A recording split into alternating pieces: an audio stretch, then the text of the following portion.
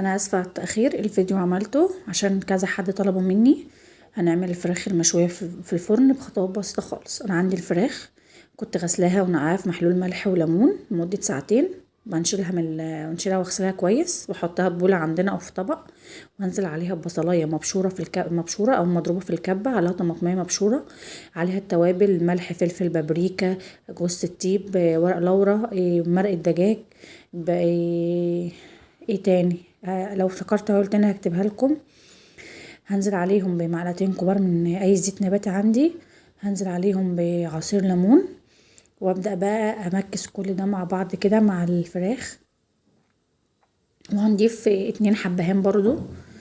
هبدا بقى ان انا ادخل التتبيله كده تحت الجلد في الفراخ من كل الفتحات، اعمل لها مساج كده لمده دقيقتين او 3. وهبدا بقى عشان احس ان لو الفراخ بتاعتك كبيره يبدأ يعملي فيها فتحات كده في الفراخ نفسها عشان التتبيله تدخل جواها.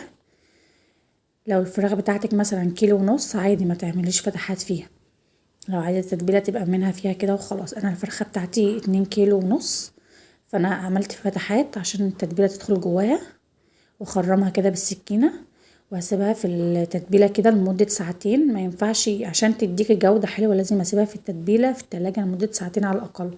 عايزه تسيبها يوم كامل برضو مفيش مشكله. كده عندي بعد ما فضلت ساعتين في التلاجة هنجيب عندنا طاسه حاجه سخنه على النار، وينفع تكون بتدخل الفرن برضو. هنزل فيها بالفراخ بتاعتي، تكون النار عاليه عشان ايه نديها لون كده برضو. هنزل عندي بالفراخ وهنزل عليها بباقي التتبيله، وهدفي مج ميه في الكاتل، مج ميه دافي هنزودها بيها ونسيبها على نار هاديه خالص. مش هتكمل ساعه الا ربع بالظبط، وهتبقى مستويه معايا على نار هاديه.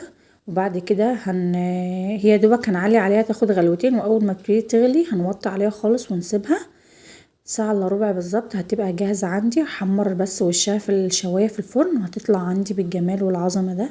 بسيطة وطعمها تحفة. هي الوصفة دي الاصل فيها الليمون والبصل، عشان تطلع معاكي تحفة كده لازم ليمون وبصل. باي يا حبايب قلبي.